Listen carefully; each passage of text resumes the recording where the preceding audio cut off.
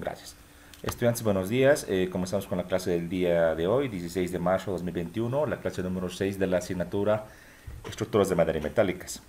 Hasta el día de ayer habíamos visto lo que son las cargas en las estructuras y habíamos definido de manera conjunta con la participación de ustedes y además viendo un poco la literatura como también la parte lógica, la definición de hipótesis de carga, estado de carga y combinación de carga, ¿verdad? Con estas definiciones y que ya las tenemos consolidadas, hemos dicho que vamos a ir viendo paso a paso los distintos tipos de carga, pero de una manera un poquito más, digamos, corrida. Y los ejemplos prácticos a detalle los vamos a trabajar en hora adicional, es decir, en horas que vamos a definir conjuntamente con ustedes para poder hacer el trabajo.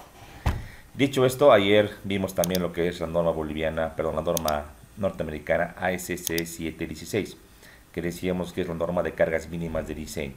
Aquí están las cargas mínimas que uno debe utilizar para lo que son el cálculo estructural, en este caso de edificaciones de todo tipo, ya sea de acero, hormigón, madera, etcétera, vinculada con las normas norteamericanas, es decir, por ejemplo, con la norma de acero que vamos a llevar este semestre, totalmente vinculada.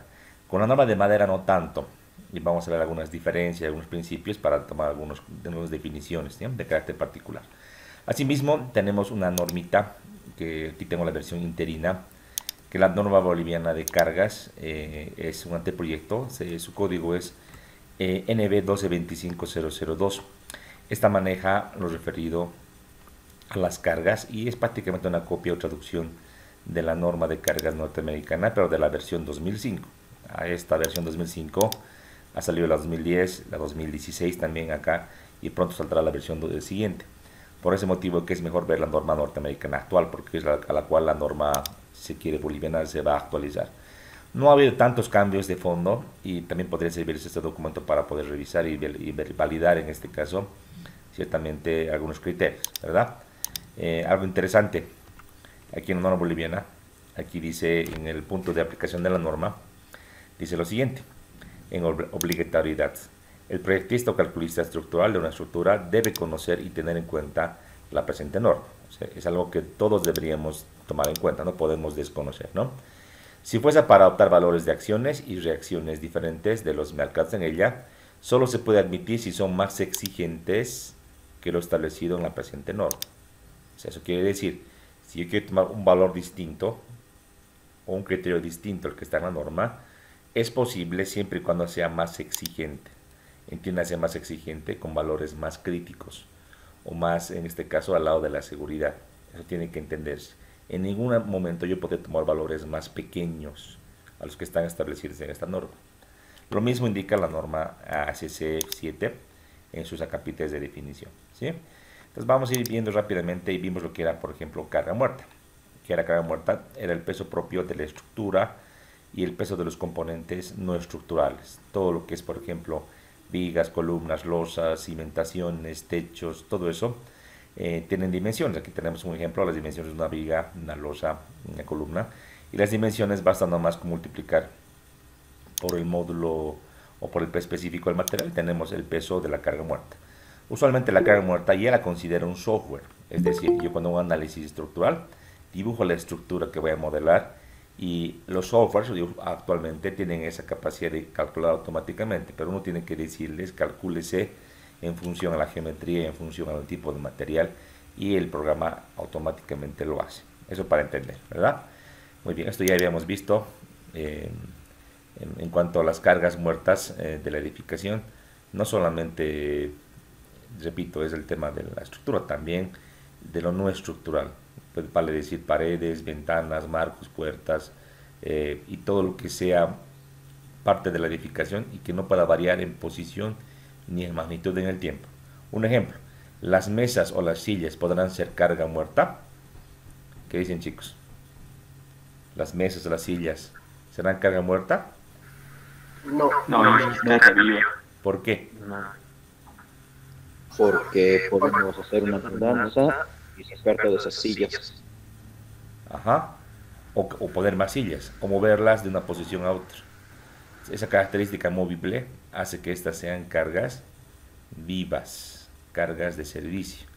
A no ser que las sillas, por ejemplo, en un cine, están empotradas al piso, en ese caso son cargas muertas, solo en esos casos, ¿no? Como ejemplo. Muy bien. Y vámonos rápidamente a lo que serían las cargas. En todas las diapositivas que les voy a compartir, que también hay algunos criterios internacionales, lo van a revisar, es bastante interesante, ¿sí? Por ejemplo, esta parte que yo quería tocar justamente con ustedes, y es lo que se refiere a una previsión, dice, de instalaciones futuras. Cuando parezca probable la realización de instalaciones o modificaciones futuras a la estructura, se deberán prever cargas correspondientes. Se llama la atención también la posibilidad de cambios temporarios del uso del edificio, ¿no? Eso hay que tomar muy en cuenta. Tú tienes que diseñar, hemos dicho, un edificio o una edificación. ¿Para qué tiempo? Por lo menos para unos 50 años. Y en 50 años una edificación, una vivienda, una casa puede sufrir modificaciones. Hay que hacer el previsor y hay que pensar hacia futuro, y nunca tenemos que tomar un criterio que sea, digamos, ahora en el tiempo cero, sino en la parte constructiva y en la vida futura. Entonces, es posible o es probable, por ejemplo, que los pisos que sean, diremos, que te dan en un plano, que sean de alfombra, que no pesa mucho, puede ser de que aquí a unos 20, 30 años puedan cambiar. Entonces hay que tomar la previsión y ser conservador. Entonces yo puedo prever una carga mayor para carga muerta, por ejemplo, para lo que sería un piso cerámico, que es algo intermedio entre un piso más pesado y un piso que es como la alfombra, que no pesa nada. Entonces esa característica de ser previsor va a hacer que mis diseños tengan un criterio bastante conservador y bastante seguro, ¿no? Hay gente que solamente ve el plano y dice que aquí hay alfombra, eso no pesa ni un kilo por metro cuadrado, y toma esa carga. Sin embargo, no piensa a futuro. Yo les digo con certeza, mucha gente, los propietarios de las viviendas, cambian de parecer en el tiempo, ¿no? Y si las alfombras se han manchado, si con el tiempo no les parece, lo cambian y le ponen cerámica, o le ponen piso flotante, o le ponen porcelanato, o le ponen parquet. En definitiva, un piso distinto y por consiguiente una carga distinta. Por eso tenemos que ser conservadores. Hay que ser conservadores, ¿no? Eso es. Aquí un punto interesante, el tema de las particiones. ¿Ustedes saben qué son particiones, chicos? ¿Saben qué son particiones? No. Bueno, aquí está establecido. Una partición es una pared o tabique divisorio, también conocido como mampara o separador. En un piso de un edificio, no todos los muros son fijos, ni todos los muros coinciden con el eje de vigas. Hay muros intermedios que se van colocando en un ambiente, ¿verdad? Eso es algo totalmente normal. Voy a irme un poco adelante para especificar con un ejemplo. Un poco más adelante para que me entiendan esta parte, que con un ejemplo de la vida real. Ya, entonces, fijémonos esto. Aquí tengo una edificación ya, una vista de un pórtico del edificio. Tiene 1, 2, 3, 4 niveles, una terraza. Y aquí tenemos, es muy chiquito el edificio, tenemos simplemente 4 losas. Obviamente en cada eje de vigas perimetral debemos colocar un muro, que puede ser de ladrillo, puede ser de vidrio, etcétera, ¿verdad? Y interiormente también podríamos seguir este eje de vigas principales y colocar ahí unos muros, obviamente dejando la separación de los espacios para poder circular. Pero es difícil o extraño que tenga solamente muros en la parte de las vigas. También se suelen colocar muros, y eso hay que entender claramente, en las partes intermedias, en las partes interiores. O sea, es probable y es muy posible tener, por ejemplo, muros en una parte interior, ¿no? En una parte interior, por ejemplo, un muro por acá, un muro por acá, que separan oficinas, ambientes. Un muro por acá, podría ser así, otro muro por acá, son oficinas, qué sé yo, en baterías de baño en lo propio. Entonces esos muros separadores que no coinciden con ejes de vigas principales, en el tiempo pueden sufrir modificaciones o cambios. O sea, por ejemplo, si este era un ambiente grande de sala de reuniones, puede ser que a futuro el propietario quiera alquilar este ambiente y dividir o subdividir, ¿no? Y colocar más muros, menos muros. Entonces, inicialmente en el plano arquitectónico, si no tenemos las particiones debidas, o hay muy pocas, yo debo ser previsor, porque sé que el uso de la edificación puede sufrir modificaciones, está muy claro. Todavía en otros países, les cuento, como en Estados Unidos, usan muros de drywall. Los muros de drywall son muros más livianos, que en realidad su aporte en cuanto a la carga no es significativo. pero en nuestro país es muy común que los propietarios usen muros de ladrillo hueco, que tienen un peso significativo y que pueden afectar ciertamente a una parte de la estructura. Por eso mismo aquí en esta parte que les estaba explicando, voy a volver ahora. Déjenme volver.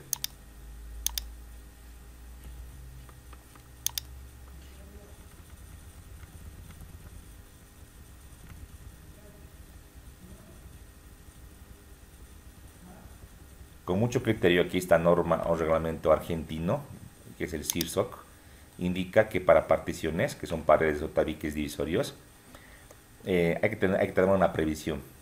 Una previsión en este caso para tomar en cuenta posibles particiones futuras, ¿no? Modificaciones. Ahora, aquí indica claramente, cuando las particiones sean de ladrillo macizo y no estén ubicadas sobre las vigas, como les mostraba en el ejemplo, se deberá tener en cuenta su efecto sobre las losas realizándose los cálculos correspondientes mediante la consideración de cargas lineales. Eso hay que entender. Si el muro es pesado, yo debo modelar como carga lineal sobre losa. Cuando las particiones sean livianas, ladrillo hueco, o placas con bastidor o drywall si quieres, generalmente resulta práctico tener en cuenta su efecto considerando las particiones como cargas uniformemente distribuidas donde en la losa, que se adicionan a las sobrecargas previstas para el diseño o para el destino del local considerado. Esta consideración es válida siempre que se trate de tabiques cuyo peso por metro cuadrado no sea superior a 1.2 kN por metro cuadrado. Es decir, cuando el peso calculado de los tabiques o de los muros dividido entre el área de la losa o paño te dé una carga distribuida inferior a 120 kilos por metro cuadrado aproximadamente. Si la carga es superior, no se puede hacer eso. Ahora, cuando la sobrecarga de uso sea menor a 2.5, la sobrecarga de tabiquería por metro cuadrado de piso se debe adicionar, no será inferior a 1 kN por metro cuadrado. Aquí habla de sobrecarga y de entender que es carga viva. O sea que por el uso, digamos que el uso es una residencia unifamiliar, donde el calculista ha tomado un valor de la norma y ha tomado en cuenta que la sobrecarga no va a ser superior a 2.5. En esos casos, por previsión, dice mínimo para los tabiques, por más que tenga un material más liviano, drywall, no importa, mínimo para los tabiques hay que tomar en cuenta 1 kN por metro cuadrado. Este valor corresponde, dice, a una distribución por metro cuadrado de piso de 0,50 metros de tabique, de 2.5 de altura y peso de 0.8 kN por metro cuadrado. Bueno, es una pequeña explicación. En otras palabras, ustedes nunca deben usar valores menores a 100 kilos por metro cuadrado para muros interiores. Eso te indica esta reglamentación que tiene mucho criterio en este caso. Ahora, cuando la sobrecarga de uso esté comprendida entre 2.5 y 4, se podrá tomar como sobrecarga adicional de particiones, dice, 0,5 kN por metro cuadrado. Ahí te baja, ¿no? De 1 te baja a 0,50, o sea, 50 kilos por metro cuadrado. Eso porque la carga viva es más grande. Ahora, cuando la sobrecarga de uso es mayor a 4 kN por metro cuadrado, no es indispensable, dice, adicionar este peso de las particiones. O sea, hay tres criterios, ¿no? Para cargas menores, para cargas intermedias y para cargas mayores. Fuera de esto, y te dice claramente esta recomendación, si el muro es de ladrillo pesado, o sea, de ladrillo macizo, ahí necesariamente tú tienes que calcular y modelar la losa con una carga por metro lineal. Ese criterio también es bastante interesante e importante de tomarlo en cuenta. Esto para que me entiendan, rápidamente me voy a ir a una planilla que tengo, ejemplo ya, una planilla que tengo de cargas. En este caso cargas en una edificación cualquiera, ¿ya? No importa si es de acero o de hormigón, en este caso es para una edificación de hormigón, pero es muy extrapolable a cualquier tipo de edificación. A ver, pensemos, en el ejemplo que les mostraba ahorita de un edificio, tenemos lo que serían las columnas, las vigas, la losa, la cubierta, etcétera, ¿no? Usualmente las cargas que se determinan o se estiman en cuanto a las cargas muertas, se las hace por piso. En cada nivel del edificio yo voy calculando las cargas muertas. Si todos los pisos son igualitos, son tipo, hago un solo cálculo, pero si los pisos van variando en cuanto a su configuración, tipo de losa, etcétera, debo hacer una planilla independiente para cada nivel, para cada piso, ¿sí? Aquí pueden ver, en este caso, en este entrepiso, o piso, como tú quieras llamarle, primeramente el peso inicial que debo calcular es el peso de la losa. La losa puede ser un sistema, por ejemplo, si es de hormigón, de losa nervada en dos direcciones. Son viguetas in situ que se van a colar en ambas direcciones. También podría ser un sistema de losa en una dirección, o un sistema de losa maciza, por ejemplo, o losa con viguetas pretensadas, o losa con, digamos, maciza, pero con tendones postensados, etc. Si hablamos de madera, pensemos, por ejemplo, aquí en la Facultad de Tecnología, tenemos un sistema de entrepiso que tiene vigas de madera, viguetas de madera, y la parte superior está hecha por un machimbre, por un entablado, ¿verdad? Entonces son los distintos tipos de configuraciones, en este caso, de sistemas de piso. ¿Losa de acero habrá? ¿Qué dicen ustedes, chicos? ¿Losa de acero habrá? De acero puro. ¿Existirá? Yo creo que sí. No, no existe, pues. Sería muy antieconómico, ¿no? No lo sé, de acero puro, no existe. Lo que sí existe es un sistema que se llama losacero, que en vez de usar eh, una vigueta, es una plancha metálica parecida a una calamina hexagonal. La plancha metálica, que tiene un espesor considerable y tiene una inercia interesante, solamente basta completar con una capa de compresión de hormigón, y esa capa de compresión de hormigón junto con esta chapa metálica va a ser de un sistema resistente mixto acero-hormigón. Se llama losacero o steel deck en inglés, ¿no? Es un sistema, pero puro acero, les digo que no existe porque sería muy antieconómico. A no ser que sea algo especial, una fábrica, digamos, muy particular, ahí todavía, pero es algo muy raro. Ya está. Aquí tenemos el peso de la losa. En el cálculo, aquí hay criterios de hormigón que tendrán ustedes que investigar, ¿sí? Una losa como esta, ya sea una o dos direcciones con viguetas, tiene dimensiones mínimas y dimensiones que yo puedo cambiar. Por ejemplo, el espesor de la carpeta de compresión, que se llama la loseta, el mínimo es 2 pulgadas o 5 centímetros, no puedo poner menos. De que le puedo colocar más, sí, pero no contribuye mucho digamos, a la capacidad resistente del sistema de piso. Entonces, usualmente 5 o 2 centímetros, o 2 pulgadas, perdón, es algo estándar.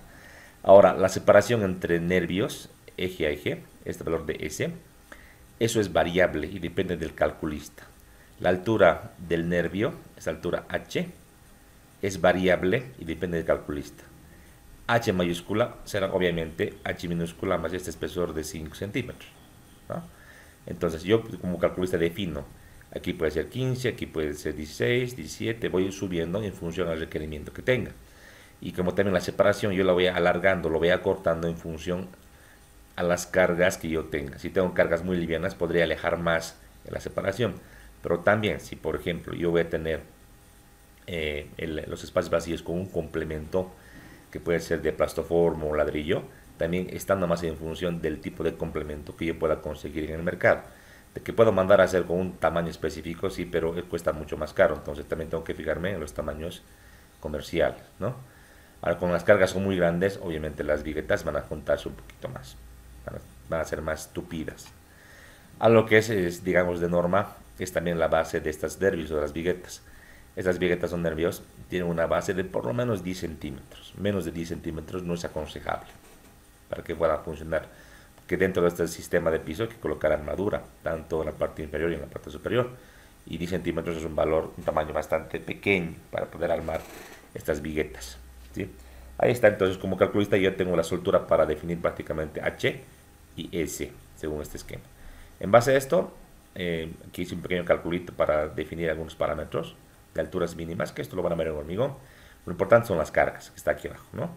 Tengo el peso específico del hormigón, tengo el número de viguetas por eje, el área de las viguetas por metro cuadrado de losa, el área de la losa por metro cuadrado, y lo que hacemos es multiplicar simplemente el peso específico por estas áreas para encontrar el peso por metro cuadrado. Siempre las cargas en entrepiso son por metro cuadrado. Lo último es el complemento. Bueno, aquí el complemento no es tan pesado. El complemento de plastoformo puede llegar a pesar 2 kilos, 3 kilos, 4 kilos. Yo aquí le cuesto 10, siendo un poquito conservador, por ahí pensando de que el complemento lo podrían cambiar otro tipo de sistema cerámico u otro. Y me sale un valor de 259.6, un valor bastante común. Y tú como calculista, tú puedes redondear, puedes cambiar este valor. Aquí lo he redondeado a 260. Es bueno manejar valores enteros, no irse con los decimales. ¿Por qué? Porque estamos estimando las cargas. Es bueno siempre manejar números redondos. Tenemos la losa de este entrepiso. Si es de madera, por ejemplo, lo podemos calcular y ver lo que nos sale, ¿no? En función de eso cuando veamos un diseño de madera. Ahora, en un edificio común que tiene hormigón, como losa, se coloca el llamado contrapiso o capa de nivelación. ¿Saben ustedes para qué es el contrapiso o capa de nivelación, chicos? ¿Para qué sirve?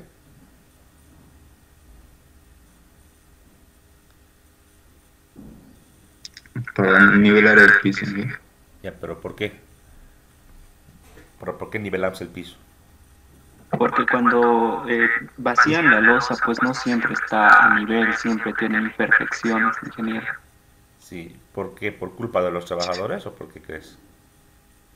No, es porque como vacían con mixer, entonces es un poco complicado que esté todo a nivel. No. Aunque vacíes a Por el mano, a pulso, asentamiento, pones sí. hilos y le puedes hacer nomás con reglita y queda todo a nivel, tiene que quedar. O cómo hacen los pavimentos rígidos, pues, cómo quedan a nivel. Por el asentamiento, sí. El asentamiento, el hormigón se asienta. Cuando va fraguando también se asienta. Entonces no queda parejo, ¿no? Entonces por ese motivo tenemos que nivelar con un morterito. No es un hormigón como tal, es un mortero. Y aquí es algo importante. Aquí me he quedado, pasa que no es mi materia, entonces tengo que indicar esta parte. Es importante. A veces uno piensa que este asentamiento es mínimo y le puedes colocar 1 centímetro, 2 centímetros, ¿verdad? Y esto puede conllevar un error significativo.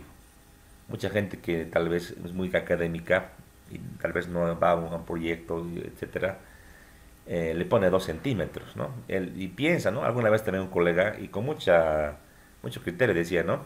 Un sistema de piso con viguetas pretensadas, o sea, a mí me de colocar viguetas, solo se vacía una capa de hormigón que va entre viguetas y también la losa de compresión de 5 centímetros. Y él decía, ¿no ve?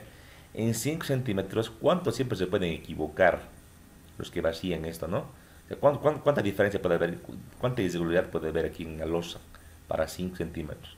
Y él así pensando, dijo, bueno, son 2 centímetros y para de contar. O 1 pulgada, 2,5, listo. Y les cuento que luego de que se ejecutó su proyecto, tenía problemas constructivos.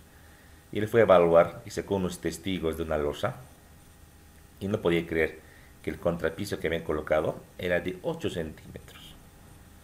Entonces fíjense la diferencia entre 8 centímetros y 2,5 que él puso en su cálculo, cuánto significaba en el edificio. Vamos a hacer un pequeño cálculo. Entonces, si él midió 8 centímetros y realmente le han colocado, y lo que él pensaba era 2,5, la diferencia son 5,5 centímetros, ¿verdad? Los 5,5 centímetros voy a dividirlos entre 100, obviamente, y voy a multiplicar por el peso específico del hormigón simple o mortero, 2.200 kilos por metro cúbico, ¿sí? Entonces esto te quiero multiplicar aquí. Entonces el error eran 121 kilos por metro cuadrado que la losa tenía de sobrecarga muerta y que él no tomó en el cálculo. 121 kilos por metro cuadrado es importante, una carga grande. Es más o menos la mitad de la carga viva que él había asumido para esa edificación, que era de viviendas. Era, les cuento, un condominio bastante grandecito. El condominio tenía algo de 4.500 metros cuadrados construidos. Si multiplicamos este valor por los 4.500 metros cuadrados construidos y dividimos entre 1.000, el error que tenía en el cálculo, o sea, todo el peso que le habían metido a la estructura, son prácticamente 554 o 544 toneladas que se había olvidado en el cálculo. En realidad no se olvidó. La gente que construyó, con qué criterio lo habrá hecho, y le ha puesto más contrapiso. Y un poco él me dice, hablando con la gente del proyecto, el contratista era pues un arquitecto. Y de seguro que pidió, yo estimo que lo que ha hecho es pedir más mixers, no calculó bien lo que tenía. Le llegaron los mixers, y bueno, les dijeron, ahí está el hormigón, entonces, o el contrapiso, y él le metió nomás pues, sobre la losa, ¿no? O sea, nadie piensa también, mientras más le metas mejor, va a aguantar mejor, ¿no? Pero el contrapiso no es estructural, solamente es carga muerta, solo sirve para nivelar. Entonces fíjense semejante error, y por ese motivo lo mínimo que debes considerar son 2 pulgadas, sea el sistema que sea, mínimo 2 pulgadas, para estar en un rango, digamos si quieres, intermedio. Claro, ponerle 8 centímetros es exagerado, ¿no? ¿En qué tipo de obra? ¿A quién se le ocurre pues, hacer una losa tan dispareja? Aparte, colocarle contrapiso que esté muy por demás, es algo muy raro. Entonces, valor de 5 está muy bien. Luego tenemos un piso cerámico. Aquí el piso depende de la marca y catálogos. Puede ser un piso también, en este caso, de porcelanato, alfombra, vinil, cualquier piso que tú quieras, madera, ¿no? Cualquier piso. Y hay que averiguar en función a lo que indica el plano del arquitecto, ir a preguntar. Pero obviamente hay que colocar un valor que sea ciertamente conservador, porque a futuro podrían cambiar. Obviamente pensar que lo van a cambiar a mármol y el mármol pesa pues 100 kilos por metro cuadrado es algo exagerado, ¿no? Porque el mármol también es bien caro. O sea que hay que tomar un criterio y tal vez alguna gente, igual comparto el criterio, ahora le coloca 50 kilos por metro cuadrado. ¿Por qué? Porque estima que de aquí a un tiempo puede cambiar el sistema de piso, el sistema de piso que van a utilizar y pueden tener un piso un poquito más pesado, ¿no? En cuanto a los revoques, cielos falsos y demás, se puede estimar, ¿no? Por ejemplo, unos 3 centímetros, multiplicando por el peso específico en este caso del revoque, y nos tenemos un valor de 36 kilos por metro cuadrado, que tú lo puedes redondear a 40. Instalaciones sanitarias, eléctricas, luminarias, puedes hacerlo por separado o por ambiente, o tomar un criterio uniforme para toda la estructura, que no es muy significativo su incidencia, a no ser que sea una instalación especial, con calefones, o que tengas algo particular, una piscina, ahí sí hay que calcular a detalle, ¿no? Pero algo común para una vivienda o edificación es entre 10, 15, 20 kilos por metro cuadrado. Y aquí está lo que les decía, ¿no? El muro de partición. Lo que decía, lo que hemos leído. En este caso he hecho un calculito de un muro de partición. De un muro de partición para una losa. Le he llamado la losa A de una edificación, ¿no? No tengo aquí el plano, pero lo que les puedo decir es que en ese plano de la losa teníamos 12 metros lineales de este murito de partición. 12 metros lineales distribuidos en diferentes posiciones. La idea era conocer o saber cuánta carga yo le debo colocar en esta losita con el muro de partición que estaba dibujado en el plano, ¿no? Es que se ha hecho simplemente hecho un cálculo bien detallado. Teníamos el peso de cada ladrillo hueco, esto viene del fabricante, el peso del mortero, el espesor de los muros, era un ladrillo hueco de 10 por 15 por 25, y con un cálculo geométrico se ha encontrado el peso del muro, el peso del mortero, el alto del muro que estaba en los planos, ¿sí? Y con esto se encontró un peso por metro lineal de muro total, que llega a 306.9 kilos por metro. En este caso este peso lo he multiplicado por 12 metros de muro y he dividido ese peso total entre los 30 metros cuadrados de esa losa que les indico. Y me ha salido un valor de 122.76 kilos por metro cuadrado, que no es un valor pequeño, ¿verdad? Entonces lo he redondeado a 130. Inclusive debería aquí aumentarle algo más, debería aumentarle el peso de los revoques de las caras exteriores, porque también debe considerarse y no es despreciable. Entonces podríamos tener un peso de un costo mayor. Se dan cuenta, para algo bien común, para un piso de 3 metros de alto, que no es algo muy fuera de lo común, realmente nos sale algo así, 120, 130 kilos por metro cuadrado. Hay gente que no hace este cálculo y directamente asume 100 kilos por metro cuadrado, porque agarra algún criterio, tal vez esta misma normita que les acabo de revisar, acabo de leer con ustedes, y piensan que su losa tiene una carga, digamos, pequeña, una carga bien pequeña, y le pueden colocar una carga de muro de partición de 1 kilómetro y 100. Pero esto no es tan real. Mejor es calcular, yo les digo como recomendación, y si la carga es menos que 100, colocarle 100. Si la carga es mayor que 100, colocar lo que te sale en el cálculo directamente. Obviamente, no todas las losas te van a salir pues con muros de partición. Entonces, ¿cuál es la recomendación? En la losa A teníamos 12 metros de muro. Puede que en la losa B no tengamos nada, que sea un ambiente como de sala de reuniones, ¿ya? Sin embargo, en ese ambiente, por previsión a futuros muros de partición, yo le tengo que añadir ¿cuánto? Por lo menos 100 kilos por metro cuadrado. Es la recomendación, ¿sí? Usualmente en este tipo de planillas se calcula una carga muerta sin losa y otra con losa. ¿Por qué sin losa? Porque tú puedes dibujar en el software que tú utilizas para modelar la estructura.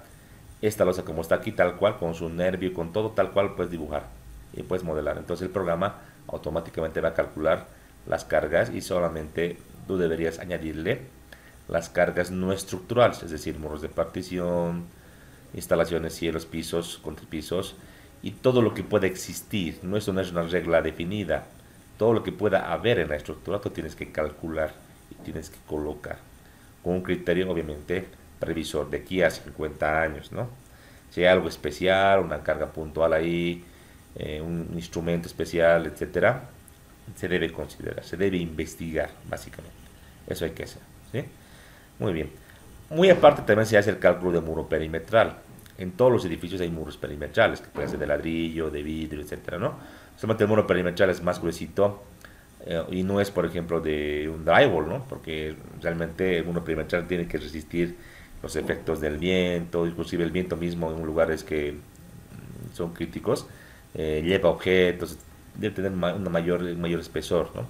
En este pequeño calculito he utilizado mismo los muros de ladrillo hueco, de 6 huecos, y ojo que podría cambiar.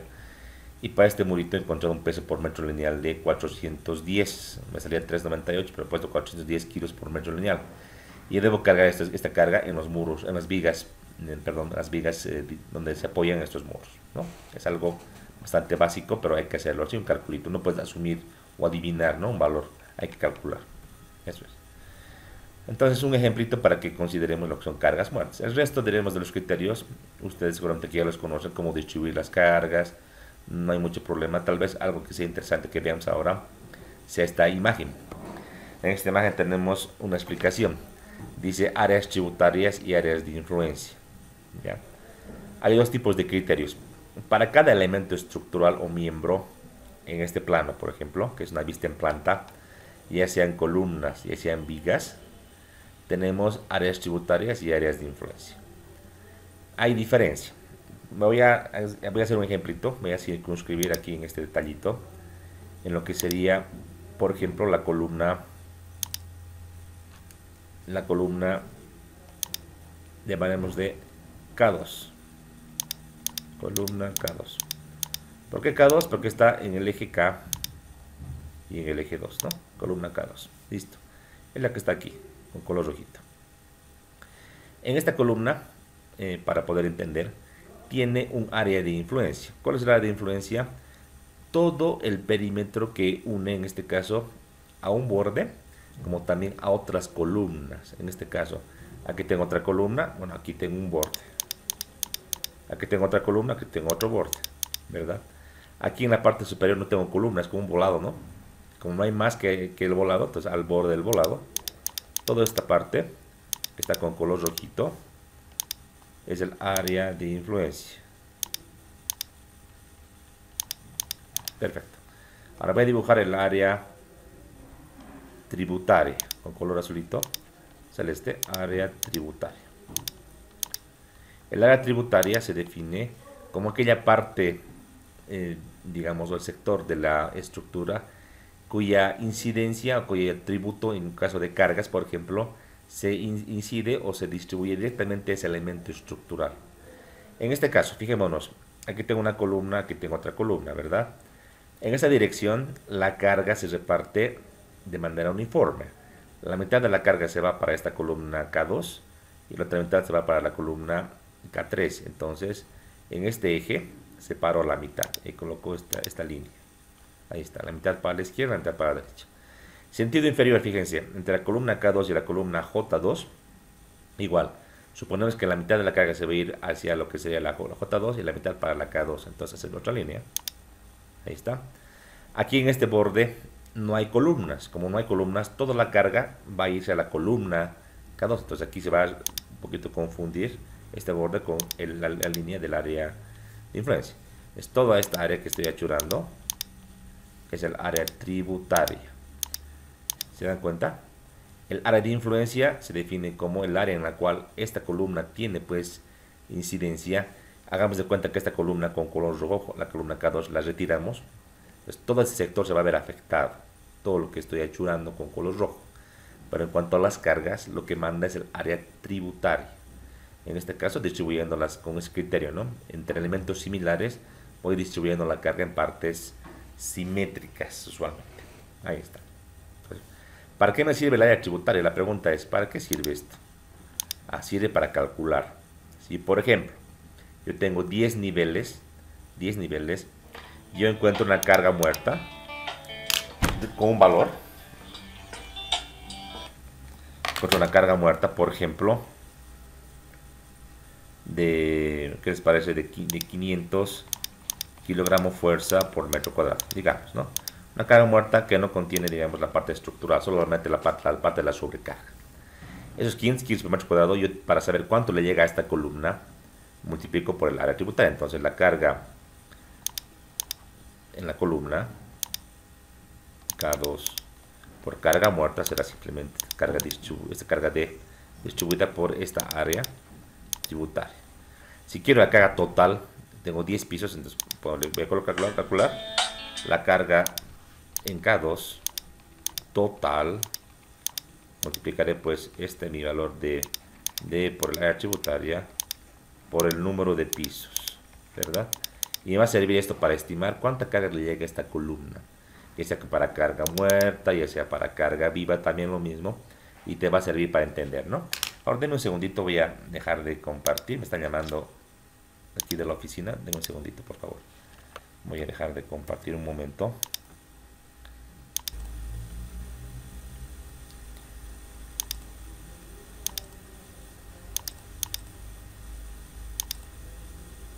Ya chicos, perdón, hablé con mi secretaria. ¿Se puede ver la pantalla?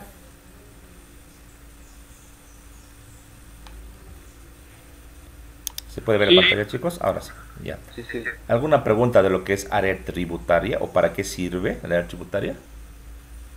¿Se entiende?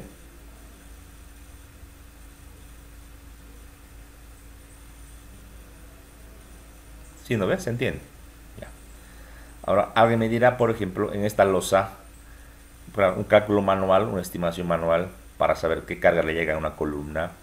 Bueno, en carga muerta, en carga viva, se puede hacer, ¿no? Pero ¿para qué, ingeniero? Porque yo puedo hacer este cálculo, meter esto en un software y que el programa del software me diga exactamente cuánta carga le va a llegar a esta columna.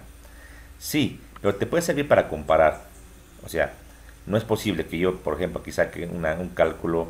Imagínense que saque un valor de 100 toneladas y en el programa me saque un valor muy diferente, ¿no? Que sea el doble, el triple, o que sea la mitad, ¿no? Te sirve para poder evaluar y saber que el programa o lo que tú has metido al software es correcto. A veces hay errores y si uno sigue como caballo cochero sin verificar, sin tomar un criterio, se puede equivocar y un error puede ser un error grave, ¿no? Hay que ir verificando de esa manera. Como también el área tributaria va a servirnos para otro tipo de fenómenos que ahorita vamos a ver. ¿Ya? Otro ejemplo vamos a hacer ahora. Haremos lo mismo pero para una viga. Entonces aquí una viguita. Voy a coger, por ejemplo, ¿qué les parece? Una viga, esta viga de acá, la viga interior. Esta viga interior, una viga principal. ¿Y por qué viga principal? Porque un eje de columnas. Voy a dibujar su área tributaria. Entonces, hacia abajo y hacia arriba. Otra viga está por acá, entonces es este borde, a este borde, en sentido lateral también es este borde, todo lo que, digamos, el perímetro en el cual esta viga tiene influencia. Si esta viga la quitamos, va a afectar a todo este perímetro, ¿ya? Ahora si cogemos el área tributaria, con color celestito otra vez, entonces esta viga tiene una gemela aquí abajo, entonces el área se distribuye de manera simétrica, se considera. Ahorita vamos a ver algunas diferencias, ¿ya? Cuando tenemos un sistema, por ejemplo, de piso, con viguetas y con entablados en una dirección, esto puede aplicar. Pero cuando tenemos un sistema con losa maciza, por ejemplo, ahorita vamos a ver que también se puede aplicar ahí al respecto, ¿sí? Entonces aquí la mitad de la carga va a ir para esta viga, la mitad para la viga de arriba, abajo lo mismo, la mitad para la viga de análisis, la mitad para la viga de abajo. Entonces esta es el área tributaria. Igual me va a servir para saber cuánta de carga le llega a esta viga para hacer su análisis y su diseño. Para eso te sirve la área tributaria. También puedes ver un software, pero no debería diferir mucho, a no ser que el sistema de piso así lo requiera o así lo mande, ¿sí? Eso es. Hay algunas particularidades, ¿no? Sistemas de piso existen, ¿cómo no? Pues hay diferencias. Y por ejemplo, aquí tienes un sistema bastante interesante. Es un sistema de viga, pero de vigas de acero con losa en una dirección. Estas lositas, que pueden ser coladas in situ, como acá pueden ver en la figura, son prefabricadas, dice que se colocan encima de estas vigas de acero. Tienen una característica, se apoyan en dos lugares, ¿verdad? Entonces toda la carga la van a transmitir a estas dos viguitas, las vigas principales. Si hay vigas en el sentido transversal, es decir, vigas colocadas en este sentido, digamos que aquí y aquí, color celeste, la losa no le va a transmitir nada de carga. ¿Por qué? Porque está apoyada en las vigas con color rojo, las vigas principales. Sistema unidireccional se llama este. Aquí entonces para estas dos vigas principales, toda la carga, la mitad para la viga de arriba, la mitad para la viga de abajo. Ahí está, es para que se entienda, ¿no? Usualmente el sistema de unidireccional se utiliza para losas con luces no muy largas. Y usualmente el comportamiento es de la viga también, de la losa, perdón, en el sistema o la dirección donde se apoya, es decir, en la dirección del espacio entre estas viguetas. Usualmente la ubicación o la posición de estas viguetas se la hace en la luz más corta, para tener en este caso una ganancia en cuanto a una reducción de momentos, por ejemplo. Si colocas en la dirección más larga, te van a salir pues mayores momentos de deflecciones, algo que no es pues coherente, ¿no? Eso es un sistema. Hay también sistemas en dos direcciones, ¿no? Que les voy a mostrar. Hay sistemas en dos direcciones como este, ¿no? Entre losas en dos direcciones, donde tenemos losas sobre todo macizas, hormigonadas en dos direcciones, la distribución de las cargas, la teoría dice, puede darse como aquí se muestra por acá. Se puede dar a través de una teoría de líneas de falla y que forma ángulos de 45 y 60 grados. Entonces en las vigas largas le va a llegar una carga equivalente al área de un trapecio, y en los lugares cortos una carga equivalente a un triángulo. Esta relación de trapecios y triángulos, que también en losas chiquititas pueden ser, cuadradas pueden ser un poco distintas, está en función a la geometría básicamente de la losa. Aquí tenemos especificado los ángulos, cómo calcular. Por ejemplo, si la losa está simplemente apoyada en todo el contorno, ¿sí?, indica que los ángulos deben ser a 45 grados, y ahí calcular los trapecios y triángulos. Si la losa está empotrada aquí en el lado corto y el lado largo, y apoyada en el otro lado, en los lados donde tengas vos, por ejemplo, el mismo nivel de apoyo, es decir, empotrado, igual la línea de falla está a 45 grados. Donde tú tengas un apoyo que tenga parte de empotramiento y parte de un apoyo simple, ahí el ángulo cambia a 60 grados, donde el ángulo grande se va a dar justamente al lado del empotramiento. Aquí lo mismo, fíjense. Y así tú dibujas el esquema de las líneas de falla. Aquí también lo mismo, aquí también lo mismo, solamente para poder entender, ciertamente. Aquí tenemos un caso especial, aquí tenemos un voladizo. Es empotrado, apoyo y voladizo. Y es la distribución de las líneas de falla. Es una teoría que sirve para hacer un cálculo manual de las cargas que llegan en este caso a las vigas de apoyo. Para eso te va a servir esta teoría, ¿no? También en los programas te puedes modelar la losa y puedes usar los elementos finitos para que la losa digamos, distribuya las cargas en las vigas con un criterio bastante cercano a la realidad, ¿no? Así es. Muy bien. Y, perdón, una duda. Sí. ¿Cómo en el momento nosotros podemos diferenciar cuándo es un tipo de apoyo tal, ¿no? Es que no lo imaginar, digamos, en construcción, cómo sería un apoyo, digamos, simplemente apoyado, ¿sí? Esto es, pues, Yo siempre- esto es lo que te he mostrado en esta imagen. Esto es simplemente apoyado.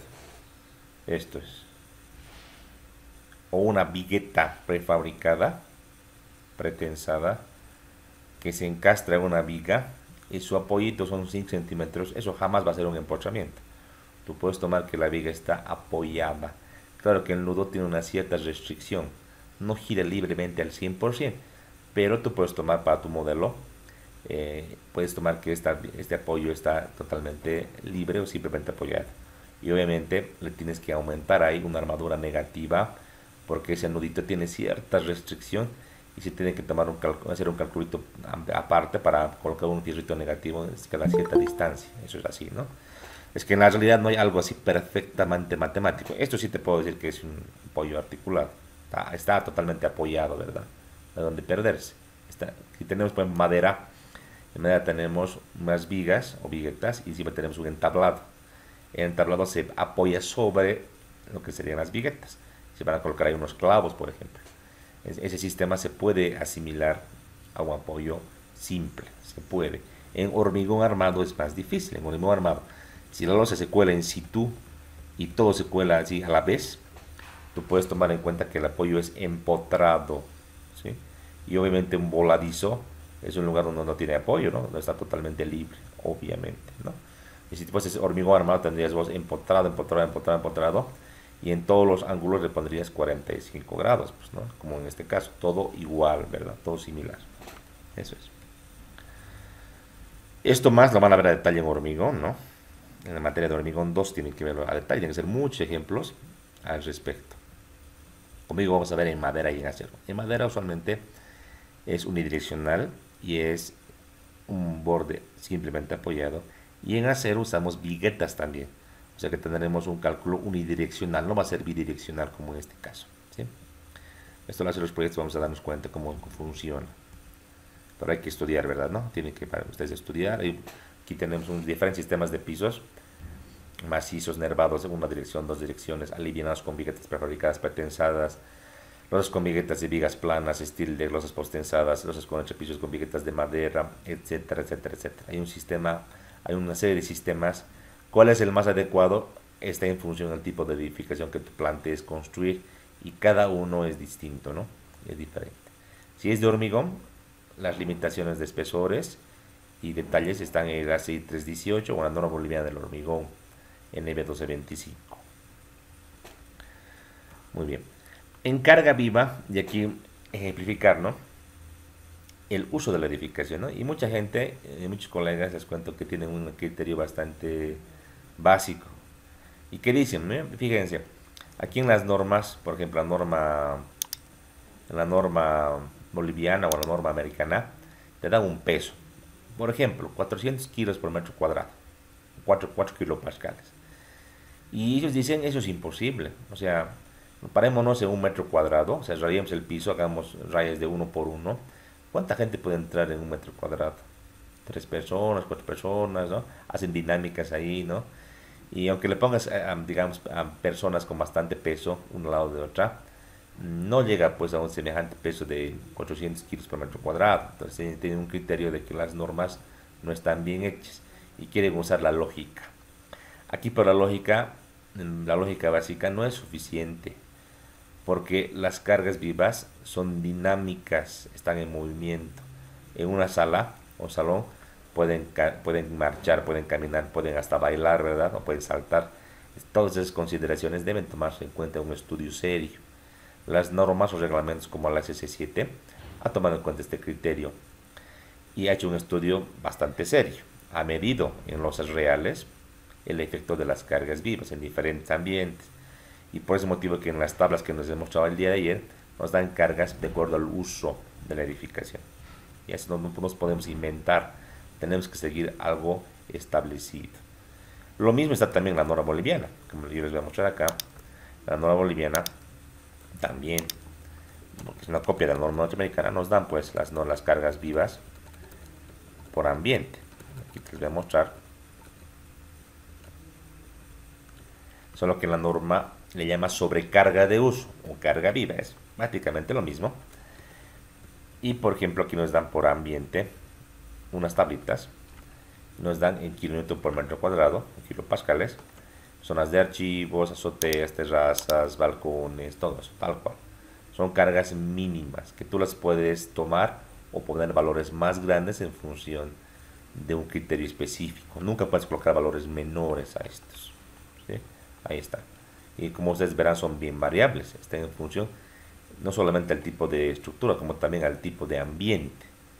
Por ejemplo, una biblioteca tiene salas de lectura, salas de almacenamiento de libros, fíjense aquí la carga es tremendamente grande, corredores, y aquí algo interesante, les voy a hacer una pregunta. ¿Por qué creen que en este reglamento, o en todos, ya a nivel mundial, se discretiza lo que son corredores Déjenme abrir mi lapicito.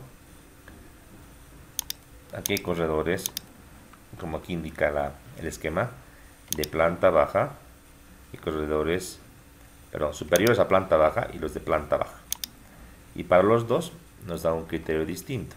Para los superiores nos dicen tome 4 kN por metro cuadrado y para los de planta baja tome 5, o sea, prácticamente 100 kilos por metro cuadrado adicionales. ¿Cuál será el motivo? Si corredor es corredor, ¿no? Pasillo es pasillo. ¿Cuál será el motivo, chicos? ¿Qué piensan?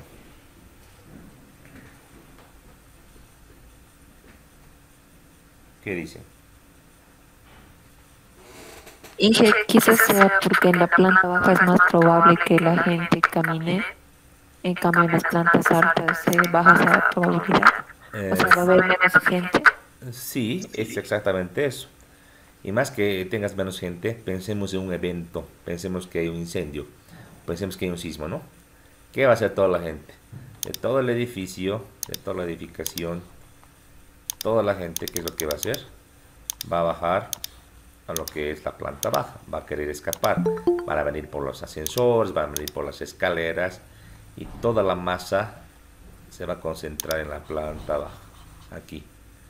Entonces en este caso el reglamento nos especifica que en planta baja se debe colocar una mayor sobrecarga viva por este hecho, que hay que pensar a futuro. En 50 años yo les aseguro con toda seguridad de que va a haber un sismo, puede haber un incendio, cualquier tipo de evento que va a hacer que la gente escape, quiera salir a toda raja, y esa concentración de cargas, como también la vibración, todo eso le va a sobrecargar la estructura, en este caso en la planta baja, ¿sí? Alguien podría pensar en mi esquema, pero pucha, ingeniero, aquí en planta baja, como está sobre el terreno, no pasa nada, ¿no? No necesariamente, porque esto es esquemático nomás. Hay edificaciones que tienen sótanos y que la planta baja también es una losa, ¿verdad? Entonces ahí depende. Eso para que podamos entender. Y aquí leyendo. Esto mismo y mejor y más ampliado está en la SS7. Aquí está. En el capítulo de cargas vivas. Está un principio. Déjenme buscar acá.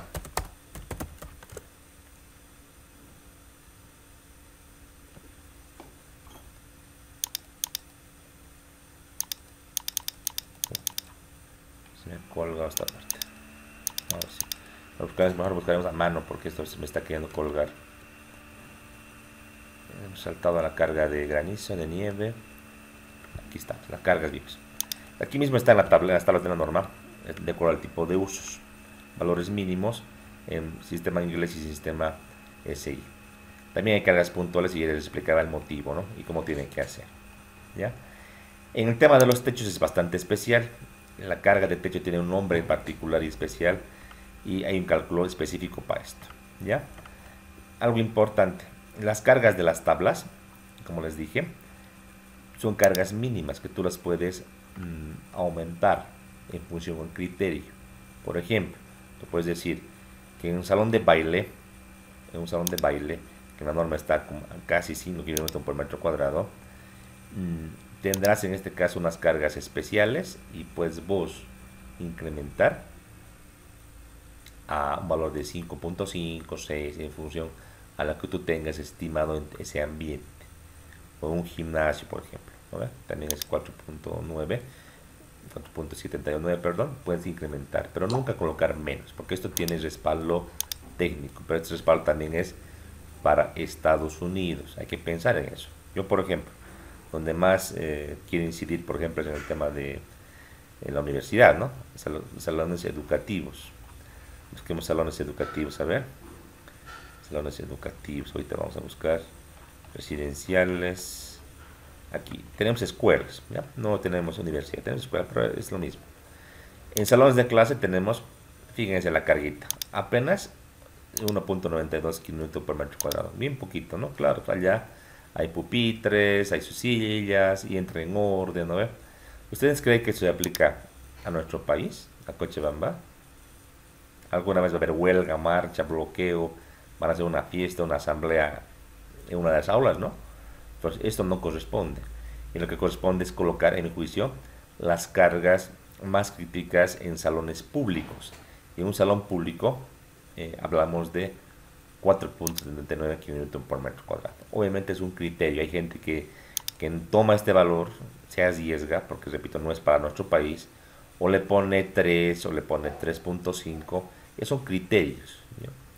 La idea del criterio que sea pues suficientemente conservador y no sea derrochador, pero hay una gama entre 1.92 y 4.79, una gama importante, ¿no?, de variaciones que puede haber. En lo particular, yo tomo mucho criterio. Aquí también hablamos de corredores, ¿no? En primer piso y corredores, en este caso, perdón, sobre el primer piso y en primer piso, tal como les había explicado.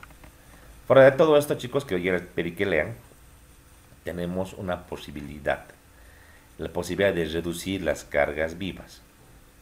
Y esta de reducción, tú me dirás, pero ¿cuál es el motivo? Me parece un poco en contrasentido. ¿Por qué? Porque te digo que acá que en las tablas hay valores mínimos que tú puedes tomar más, y ahora que te doy la opción de reducir. Allá, el criterio es que se puede reducir en función del tipo de miembro estructural. Tipo de miembro estructural.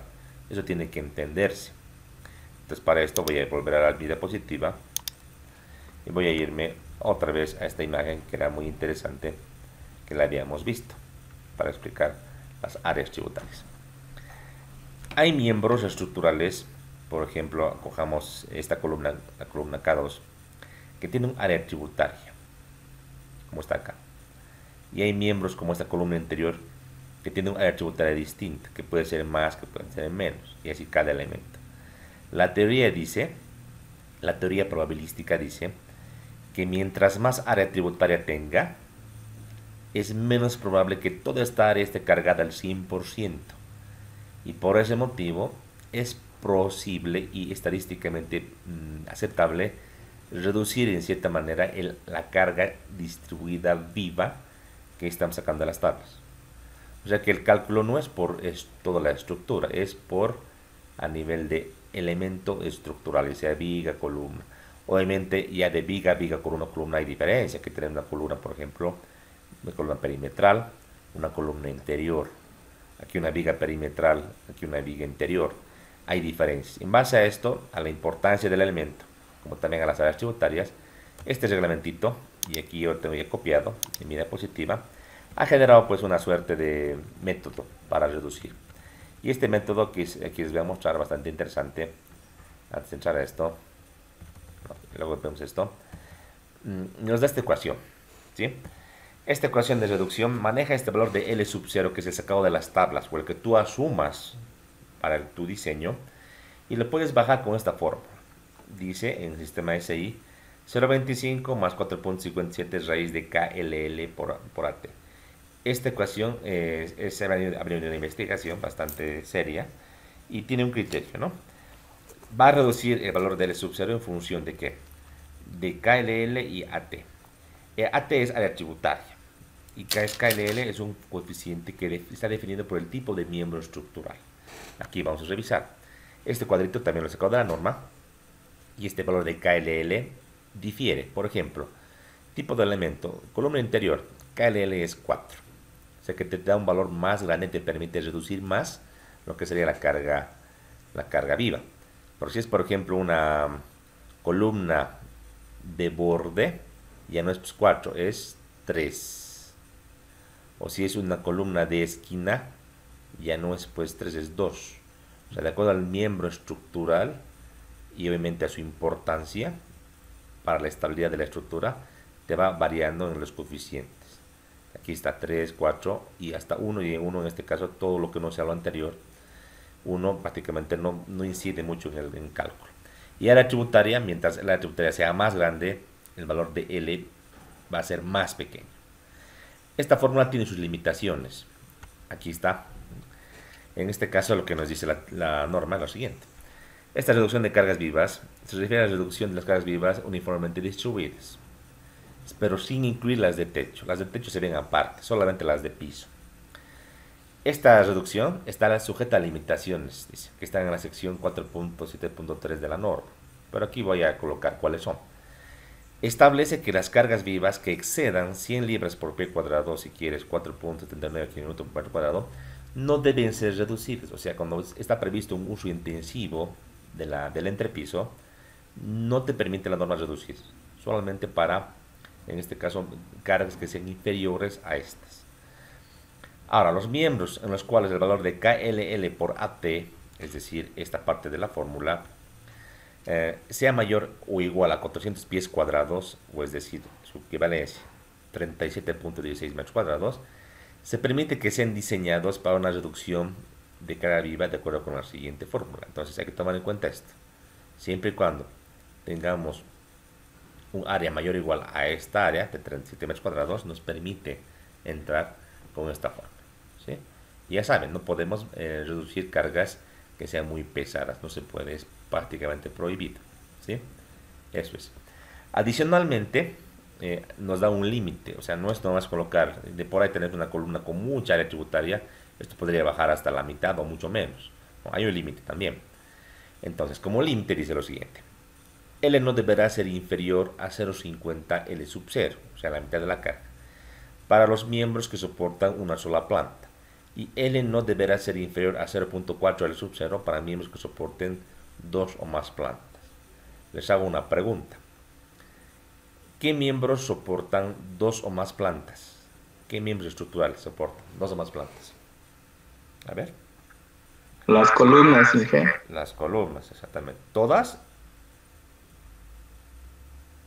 ¿Todas columnas o algunas? Las que estén debajo, porque las superiores solo soportarían una planta. Exactamente. Pero también puede haber este caso, ¿no? También podría haber este caso. Digamos, en este caso, como tú dices, esta columna soporta solo un piso, ¿verdad? Excelente. Pero también este caso puede ser posible, o sea, tener este tipo de sistema de piso, perdón, sistema de pórticos, digamos, y que tenga solamente un casito, digamos, esta columna acá, que solamente soporta un nivel. En este caso también esta columna soporta solo un nivel. Esta y esta. Para las columnas el límite es 0,50 L sub 0.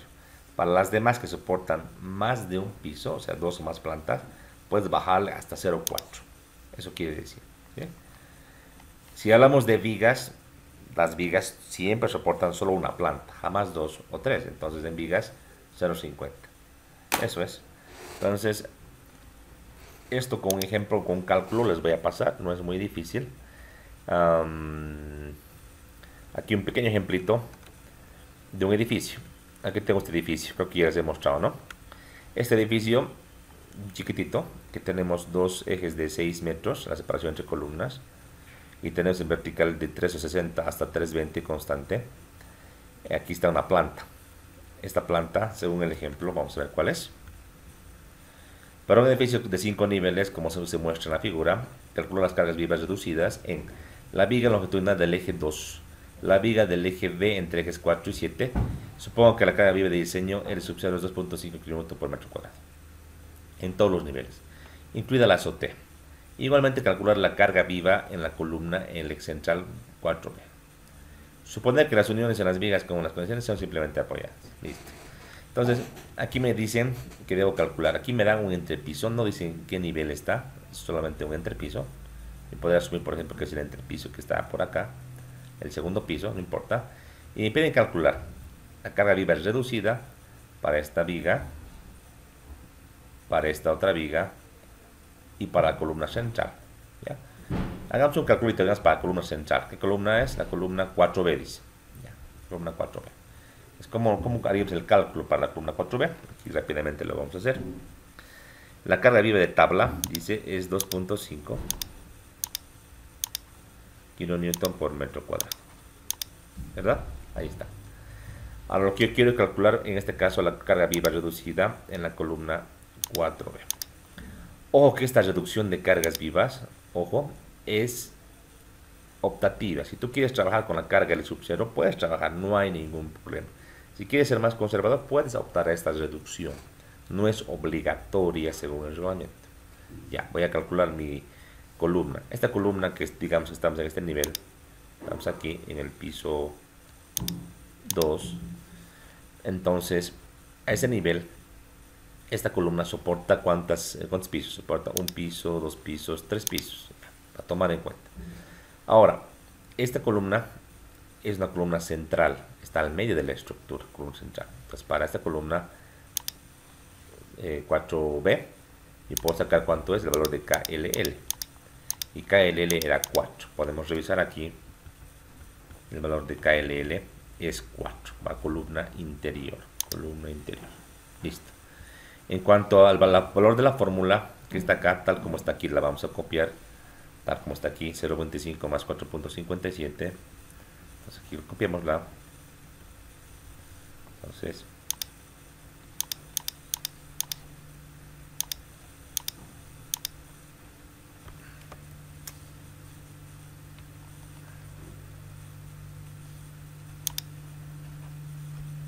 .25 más 4.57, perdón, está fallando la memoria últimamente. Ahora sí, 0.25 más 4.57. Todo esto entre la raíz de KLL por AT. Ya está. Ya tengo KLL. Solo me falta en la fórmula el área tributaria. ¿Cuánto vale el área tributaria de esta columna? Entonces, el área tributaria calculemos, ¿no? 9. De la columna, está bien que sea 9, pero calculemos pues. Aquí tenemos 6 metros. Aquí tenemos 6 metros. La mitad aquí tendremos 3. Aquí tendremos 3. En la parte vertical también es 6, 6. Aquí también tenemos 3. Tenemos 3. Entonces, esto sería mi área tributaria de esa columna. Entonces, ¿cuánto va a medir? Va a medir 6 por 6, ¿verdad? 6 por 6. Entonces la área tributaria es 36 metros cuadrados, ¿no ven? Ahora sí. Ya está. Entonces operemos la fórmula. Operemos la fórmula que es ahorita lo voy a hacer. O aquí para ganar espacio. L igual 2.5 por 0.25 más 4.57 entre raíz de 4 por 36. Ahí está. ¿Cuánto nos queda esto? Calculemos.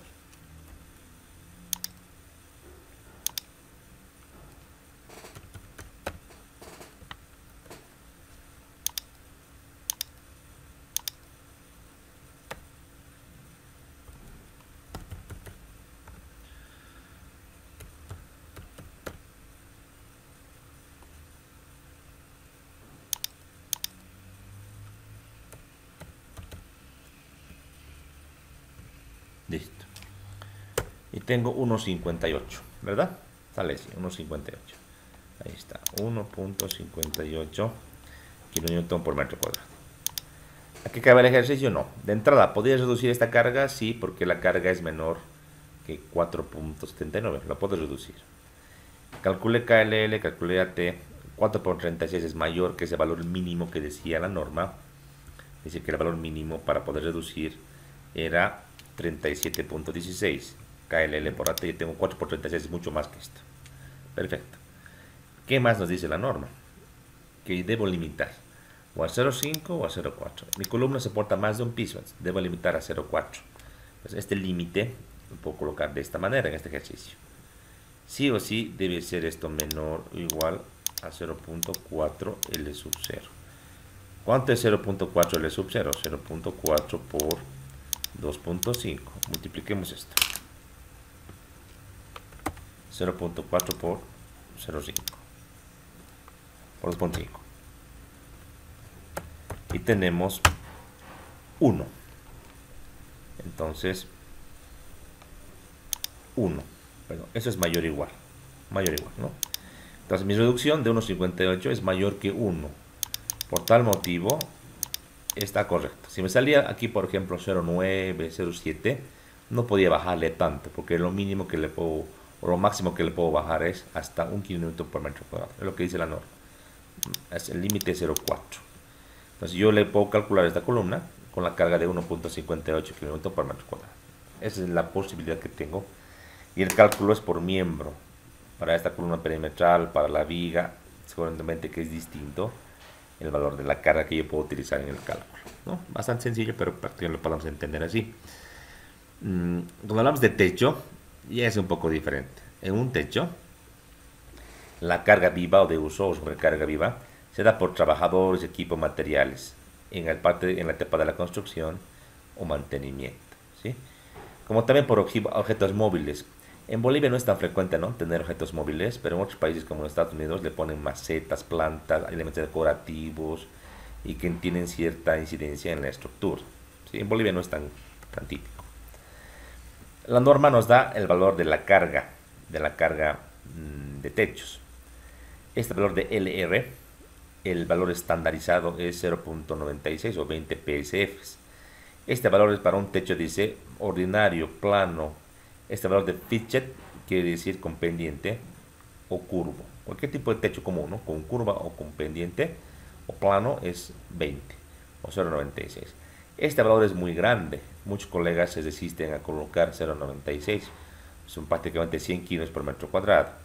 E indican, al igual que les mostraba acá, piensan así, pues, ¿no? Piensan, dicen, a ver, pensemos en un techo. ¿Cuánta gente va a colocar un techo? O sea, no se va una legión de personas encima del techo, va una o dos personas o tres a trabajar, ¿verdad? Están con sus arneses, con unas tablas, van colocando. Y dicen, si los pesamos por metro cuadrado, no llegan pues jamás a 0.96. Entonces es algo exagerado colocar esa carga. Y plantean colocar 30, 20 kilos por metro cuadrado, pero sin ningún respaldo. Y ojo que otra vez les digo, no solamente el peso muerto, una balanza, también el movimiento, el equipo y todo el trabajo que se hace al respecto, ¿sí? Por favor, denme un segundito. A mí estoy en clases. Ya, eso es. Entonces, aquí en la norma, si bien nos da un valor definido ya para la carga de techo, que está aquí, 0.96, nos da igual la posibilidad para poder bajar. Aquí, por ejemplo, desde la parte del 20 hacia abajo, nos da algunas especificaciones adicionales. Por ejemplo, techos usadas para ocupantes, dice. O sea, por ejemplo, para que sea una azotea con acceso, para que sea un parrillero, para que sea un salón de eventos, lo que tú quieras. Tú tienes que poner la carga de la ocupación a la que va a servir en función de la tabla de cargas vivas que vimos con ustedes que está aquí. Todo esto, ¿no? Ahora, si es un techo normal que no tiene ese tipo de uso especial, ¿qué más podemos tomar en cuenta? Por ejemplo, casos especiales. Por ejemplo, el tema de techos con esqueletos, por ejemplo, para toldos. Es para toldos que tengan estructurita, no es una carga un poquito menor, de 0.24. Ya, puede calcular para un toldo. ¿Qué más? Para techos, por ejemplo, que tengan propósitos distintos. Por ejemplo, que tengan macetas, que tengan jardines. Nos da algunos valores aquí, ¿no? Pero no es algo tan frecuente. El valor común por un techo, por ejemplo, un tinglado, 0.96. Este es el valor. Pero la norma nos permite reducir, les cuento. Nos permite reducir este valor, pero la reducción es un poco distinta. La reducción está en función de otra fórmula. Y esta fórmula dice LR igual a L sub 0, que es de la tabla, por R1 y R2. Donde R1 y R2 son factores de reducción. R1 y R2 son factores que son menores o iguales a 1. Aquí déjenme anotar. Entonces R1 es un factor menor o igual a 1, como también R2 es un factor menor o igual a 1. Factores de reducción. En el peor caso vale 1. O sea, en el peor caso LR va a ser igual a L sub 0, ¿verdad? Los valores de reducción R1 y R2 al multiplicarse van a reducir el valor de R. Pero tiene un límite. El límite de reducción ya nos da la norma valores numéricos. En SI es 0.98 kN por metro cuadrado hasta 0.96, que es el valor de la tabla, ¿no? Entonces, ahí tiene que estar tu reducción entre 0.58 y 0.96. En otras palabras, aproximadamente 60 kilos por metro cuadrado es la carga mínima que dice la norma. Es lo mínimo. Menos no se puede bajar. Ya está. Ahora, ¿cómo se calcula esta reducción? Este valor de R1, aquí está, es un factor determinado en función de las áreas tributarias. Tal como les he explicado el tema de la área tributaria, que era interesante, ¿no? En piso, también se lo puede ver en techo. En los techos también tenemos que calcular las áreas tributarias. Si la área tributaria es pequeñita, menor a los 200 pies cuadrados, no hay reducción. Y si es grandota, mayor que 600, ahí baja incluso hasta 0.6. Y si es un intermedio, hay que calcular con esta fórmula. Este cálculo es de unidades norteamericanas. Aquí tengo arriba a la derecha el cálculo en SI, donde tengo estos metros cuadrados. ¿Sí? La fórmula también cambia un poquito. Entonces, en función de esta área tributaria, uno calcula y encuentra R1. Ahora, R2 es un poco distinto acá. Ya no es área tributaria. El R2 es en función de un parámetro F. Un parámetro F. Y el parámetro F, ¿qué cosa es? El parámetro F define un factor numérico en función a la pendiente del techo, a la inclinación del techo. Si es un techo plano, obviamente, no habrá reducción, pues será uno nomás. O si tiene pendiente, y tiene lógica, ¿no? En un techo, por ejemplo, que puede ser ciertamente casi plano, como hasta acá, uno con más pendiente, o uno como una iglesia bien así vertical. La pendiente, obviamente el ángulo que se forma con la horizontal van cambiando, de un valor chiquitito a un valor mucho más grande. Y por lógica y por investigaciones, cuando la pendiente es más grande, la carga viva de techo tiende a reducir, tiende a menguar. Entonces, para valores altos de F, el valor límite incluso va a llegar a 0.6, al igual que R1. Entonces, ahora, ¿cómo saber cuánto vale F? Está en función de la pendiente. A ver, para techos así con pendiente lineal, dice, F se define como el número de pulgadas de elevación por pie. Este valor está, digamos, en unidades inglesas. Para nosotros, así en el SI, es directamente 0.12 por la pendiente del techo. Por la pendiente, pero en porcentaje. A ver, ¿cómo calculamos la pendiente de un techo? ¿Quién sabe? ¿Cómo puedo decir que mi techo tiene, digamos, una pendiente de un 10%? ¿Cómo puedo saber? ¿Cómo hacemos? La diferencia de altura sobre la longitud. Exactamente. La diferencia de alturas entre la longitud por 100, ¿verdad? Es la pendiente. La multiplicamos por 0.12 y eso va a ser F. Obviamente va a salir después decimal, ¿no? 7.5, 6.4. Y bien fijo acá en la tabla, en este esquemita, si es menor que 4 vale 1, si es entre 4 y 12 va a valer esta fórmula, y si es mayor que 12, 0.6 directamente. Eso para techos con pendiente. Ahora, hay un caso especial. ¿Qué pasaría si no tengo pendiente? ¿Qué pasaría si en vez de tener pendiente tengo un techo como el que les voy a mostrar? Un techo que tiene un arco, que también es bien común, ¿no? En tinglados de naves industriales. En un arco, lo que yo tengo, lo que puedo determinar, por ejemplo, es este desnivel, ¿no? Aquí entre los apoyos y el arco, esta altura, desnivel. Puedo calcular, como también este ancho, la separación entre lados del arco. Entonces, el valor de F para esta fórmula para el techo sin arco, ¿cómo se calcula? Para arco cúpula dicen lo siguiente: F es la relación entre altura a claro multiplicado por 32. Entonces, este valor de acá le voy a llamar altura. Esta distancia horizontal le voy a llamar claro. Entonces, para un techo en arco será F igual. La relación dice altura a claro, o sea, la división, la relación, por 32. Y con ese valor yo entro igual acá en la fórmula para definir cuánto vale R2. Calculo R1 y R2, pero nunca, jamás voy a bajarle menos de 0.58 kilos o kilonewton por metro cuadrado. Jamás. El mínimo es 0.58.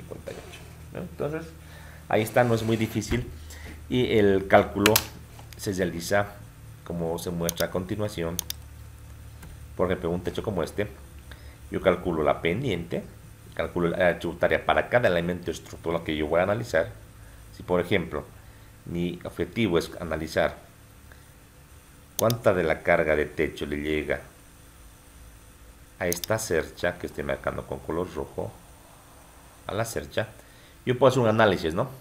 Y puedo decir, por ejemplo, por caída, porque tengo dos pendientes, una que va hacia arriba y una que va hacia abajo. En este lugar que estoy analizando, en esta pendiente, ¿sí? Y yo qué voy a decir. Entonces agarro, indico lo siguiente: en este espacio de 8 metros tengo dos cerchas, una cercha que está aquí y otra que está al fondo. Si mi vivienda solo tiene 8 metritos, que es poco, o sea, un poco raro, El área tributaria la voy a dividir entre 2, entonces voy a decir la mitad de la carga llega a esta cercha, o sea, aquí, y la mitad de la carga a la de la derecha. Pero si tengo otra cercha que viene por este lado, para el cálculo puedo coger una cercha intermedia y digo, la mitad a la izquierda son 4 metros, la mitad a la derecha son otros 4 metros, entonces tendré un ancho de 8 metros, en ese caso. Si tengo, repito, solo 8 metros, que es raro, algo muy chiquito, sí debo dividir la mitad a un lado, la mitad a otro lado. Pero si mi cercha es intermedia y también sigo en el sentido de no más cerchas, entonces son 4 al lado, 4 a otro lado, ¿no? Y mi ancho tributario va a ser 8, el ancho. En cuanto a la altura, o sea, toda la dimensión horizontal, que es toda esa dimensión, perdón, en pendiente, que yo la calculo, usualmente para el cálculo de techos, tomamos la proyección, no tomamos la distancia inclinada, tomamos la proyección. Para el cálculo de la sobrecarga, tomo en cuenta esta proyección, que en este caso va a ser esta distancia horizontal, que va a ser también acá 8 metros. 8 metros multiplico en este caso por 4, si es esta cercha perimetral, si es una intermedia por 8. Y tengo mi área tributaria. Para el cálculo de la cercha, podría usar eso. Ahora, si yo quiero calcular, por ejemplo, una correa de un elemento, varía el área tributaria. Es como está aquí marcado con color plomito, entonces ahí es distinto. Para una barrita como esta, para esta correa que estoy dibujando, es distinto. Para la correa tengo el área tributaria, la que estoy aquí marcando, y calculo en función de esto.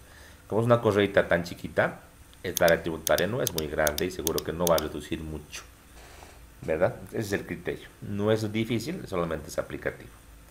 Muy bien, estamos acabando el día de hoy nuestra clase y quiero entrar a lo que sería software para que podamos entender.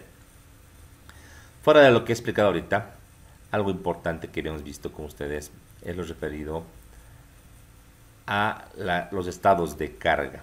La norma dice, tiene una capita referido a carga parcial.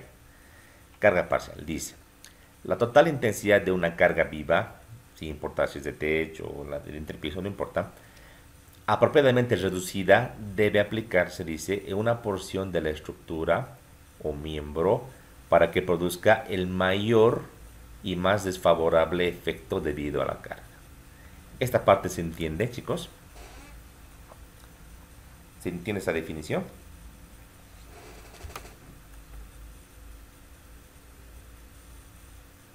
¿Sí? ¿Se entiende? O sea, nos dice, la carga viva no necesariamente es agarrar y marcar todo y colocar la carga y parar de contar. Puede ser que esta carga viva, calculada, aplicada a una porción de la estructura, una parte, produzca un mayor efecto desfavorable. El efecto puede ser un esfuerzo o una deformación. Entonces, en base a eso hay que ir investigando. Un ejemplo puntual y claro es este que está acá.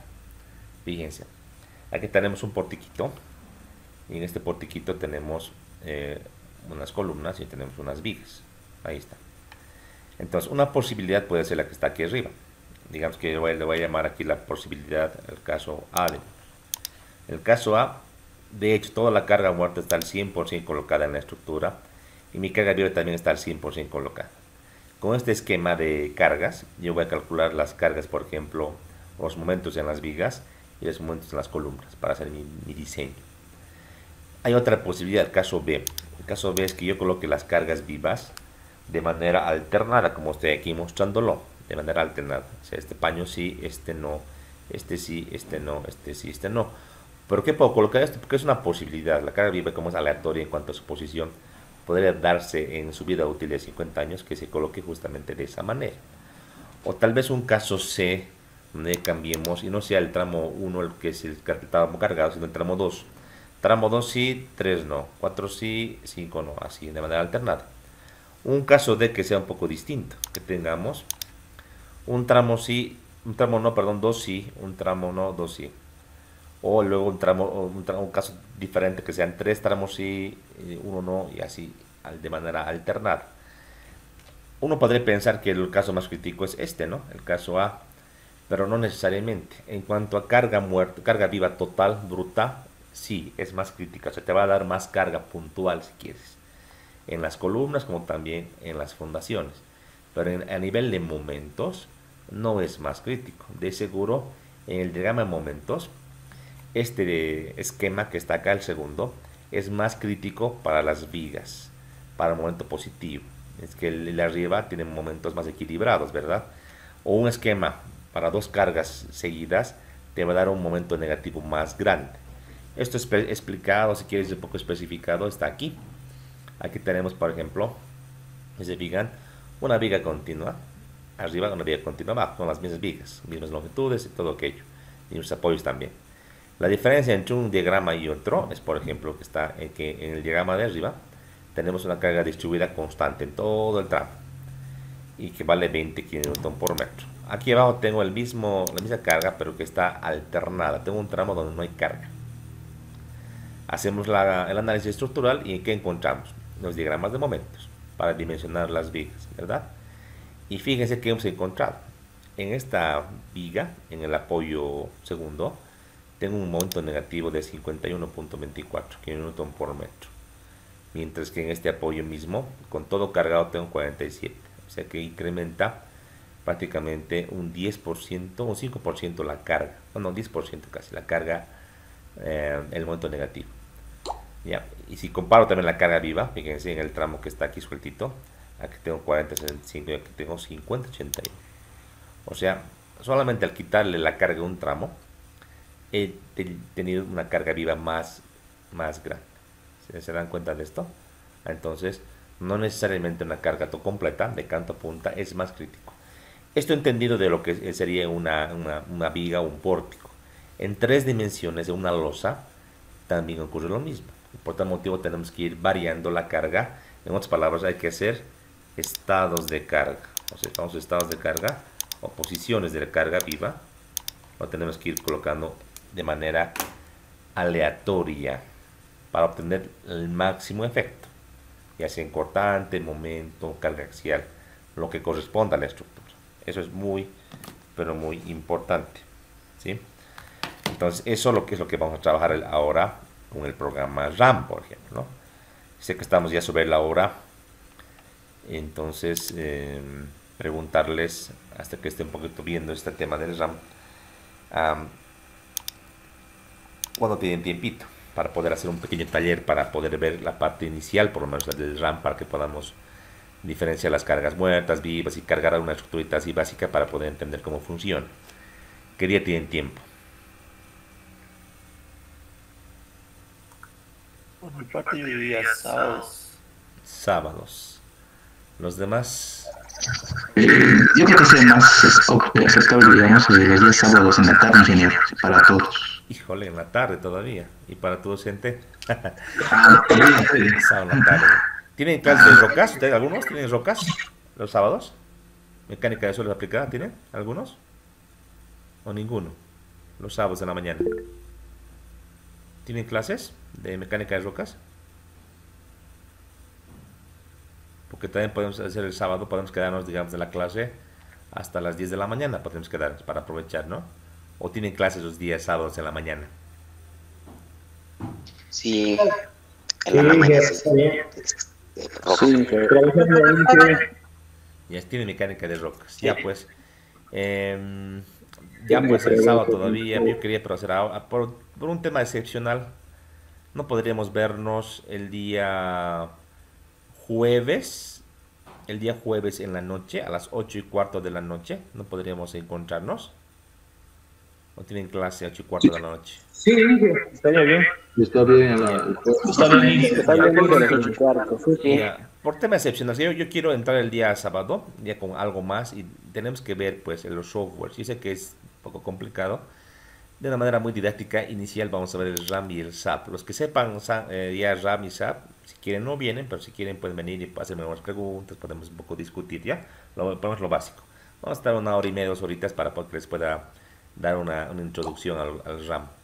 Y al tema del MatCat Prime, como la mayoría también de no ha visto, tal vez podamos verte un día sábado o un día viernes, pero dejémoslo para el día, ahorita jueves, 8:15 de la noche, nos encontrémonos por favor en el aula virtual. Yo voy a publicar un enlace para el día jueves, ¿ya? Chicos, entonces quedamos aquí, tienen una tarea para hoy día, ¿no? Tienen que entregar una tareita grupal. La van a entregar pues, hasta las 11 de la noche, es el plazo, 11:59 de la noche, ¿sí? Los grupos que han tenido algún problema ya me han escrito inbox y ahora les voy a contestar, ¿sí?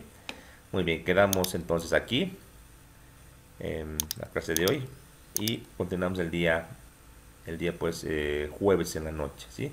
Muchísimas gracias, muy buenos días. Perdón, Gracias. Adiós. Gracias. Buenos días.